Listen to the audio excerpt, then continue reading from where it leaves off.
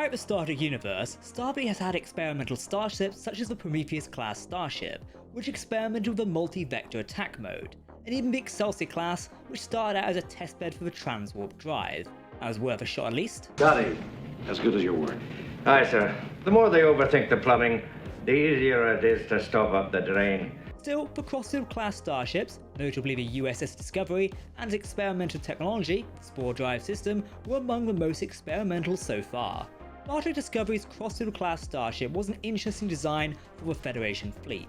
Originally designated as a science vessel, the outbreak of the Klingon Federation War in 2256 saw the class redesignated as a warship and pushed into active service. While the oh-so-reliable Miranda class may be one of Starfleet's longest-serving ships, we wouldn't be wrong to say the Crossfield class might take the honour in some ways. Thanks to the USS Discovery, NCC 1031, the Crossfield class finds itself refitted and active in the Starfleet of the 32nd century. Therefore, it's one of the oldest Starfleet ships in service to the Federation. Love or hate Star Trek Discovery, you've got to admit the design is unique. As such, with Star Trek Discovery Season 5 being the end of the series, we thought it fitting to beam down and take a look at the Crossfield class one last time.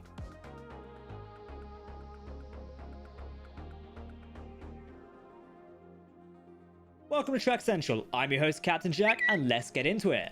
This week we are looking at the well-loved yet heavily controversial Crossfield-class Starship.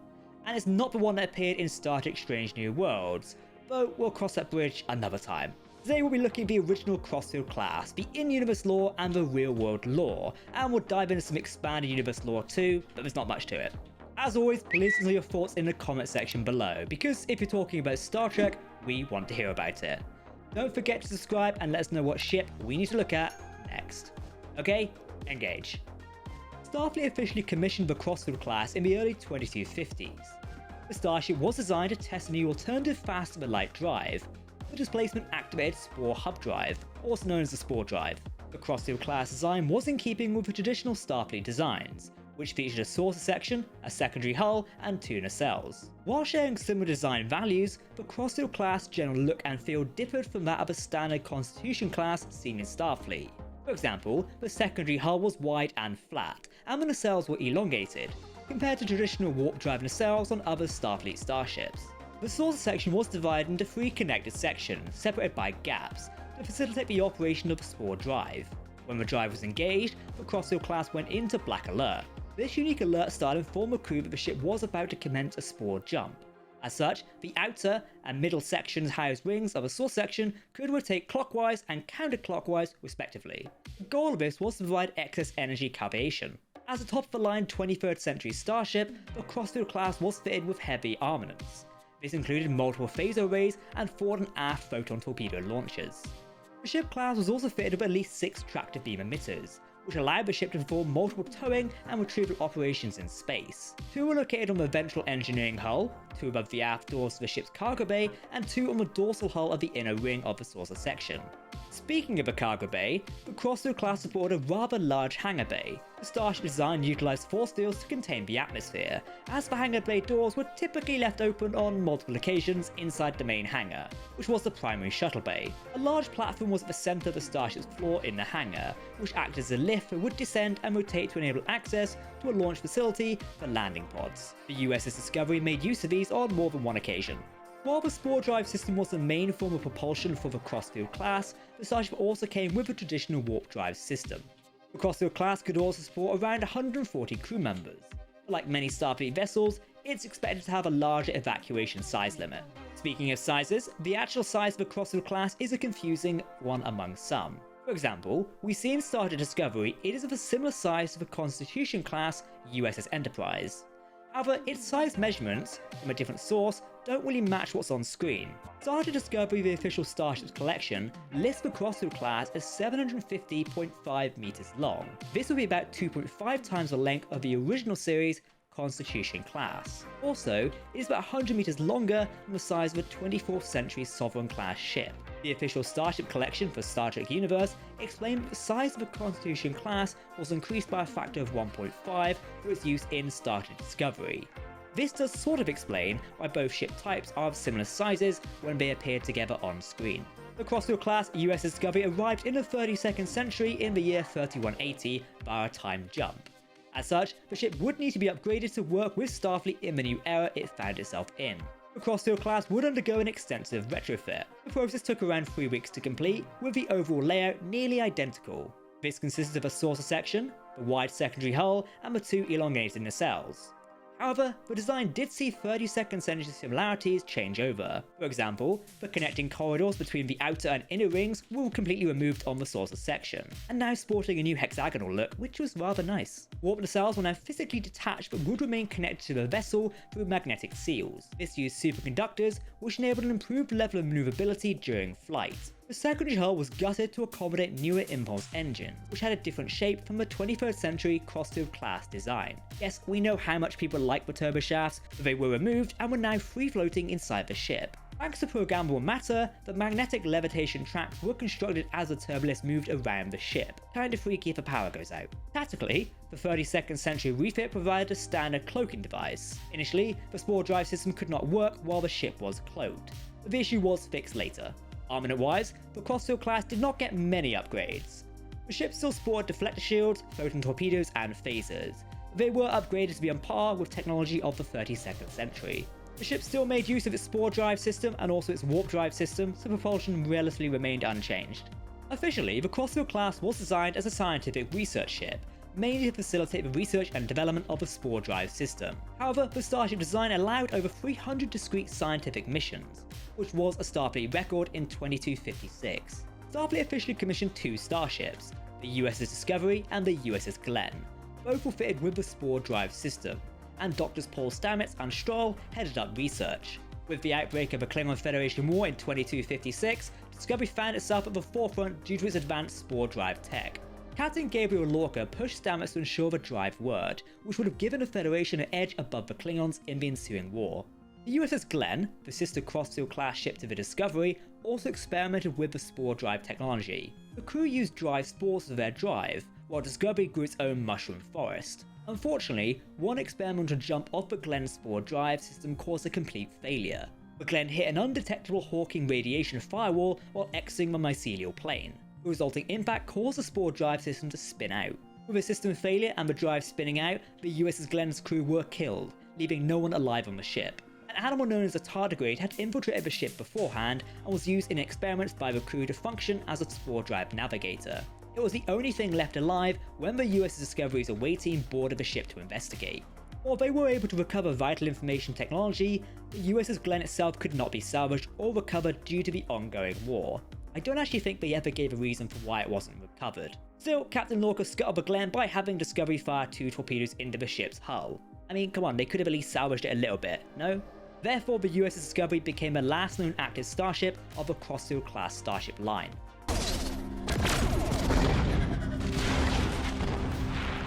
And the USS Glenn is no more.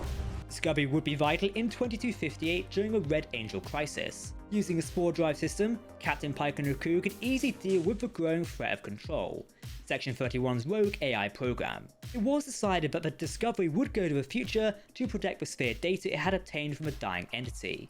With the presumed destruction of Discovery, when in reality it had jumped to the future along with the crew, Starfleet considered the Spore-Drive technology a complete failure. The failure of the USS Glenn contributed heavily to the decision to retire the Crossfield-class Starship line from active production in Starfleet shipbuilding facilities. The USS Discovery arrived in the 32nd century, eventually locating the remnants of the Federation and Starfleet. Discovery learned about its new time location. Eager to help, the Starship was radically upgraded with new technology to better fit into the new reality it found itself in. With the 32nd century redesign, the Crossfield class would become one of the oldest, still active Starfleet vessels in existence. This was due to the large time jump the crew of the Discovery made to go to the future. Starfleet immediately set about reverse engineering the Crossfield class's Spore-Drive technology. Due to the classified nature of Discovery, the Starfleet here did not know about the tech, otherwise it would have been a potential solution to their problem. A galaxy-wide event known as the Burn caused massive destruction of the Federation Starfleet when dilithium went inert. As such, Starfleet's reliance on dilithium was difficult. Alternative faster than light travel was an extremely high priority among the Federation and Starfleet command. We only know of the USS Discovery and the USS Glenn as the active Crossfield-class starships that Starfleet officially commissioned. However, there have been mentions of 2 other ships. A short story from the desk of Starfleet Intelligence featured a Crossfield-class prototype, the USS Crossfield NCC-1029. Then, we have the USS Andromeda NCC-1447. This ship appeared in the short-lived multiplayer collectible card battle game, Star Trek Adversaries. Given it's a game, it technically counts as extended canon, therefore I wouldn't count it in the main Star Trek canon, if that makes sense. Let's go behind the scenes of the Crossfield class. The Starship was designed for the brand new Starship Discovery series. At the time, co-creator Brian Fuller wanted the series to look radically different to anything Star Trek fans had seen before. As such, the Discovery would be the centerpiece of this idea. Though he still wanted to pay homage to the original series, but used more modern elements for ship designs.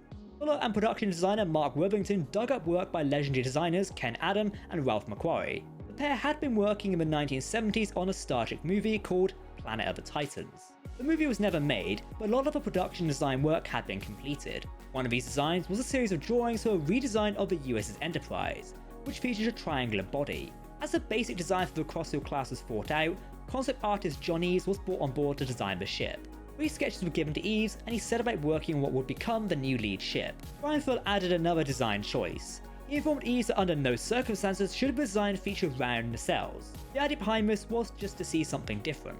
According to background information, there was once a plan for the Discovery to disguise itself in the series. Brian Fuller planned for Captain Lorca's ship to jettison its saucer section and disguise itself as a Klingon D7 class.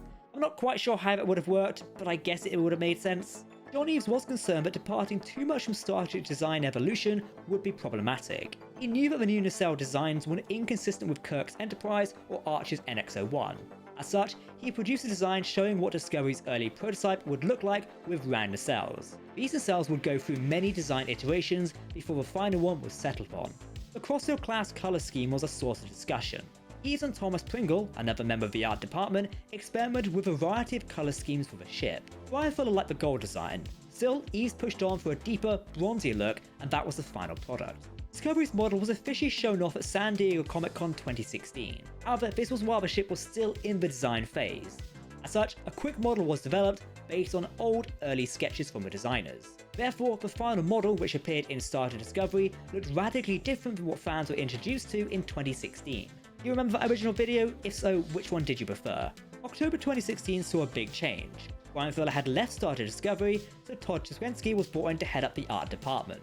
John Eves' latest design was approved and sent to the CG company for full model production. One little fact for you here, the Crossfield class name comes from the American test pilot Albert Scott Crossfield. He became the first test pilot to fly at twice the speed of sound. The ship needed a modern look with Star Trek Discovery's jump to the 32nd century. Brian Denning was tasked with giving the ship its new look.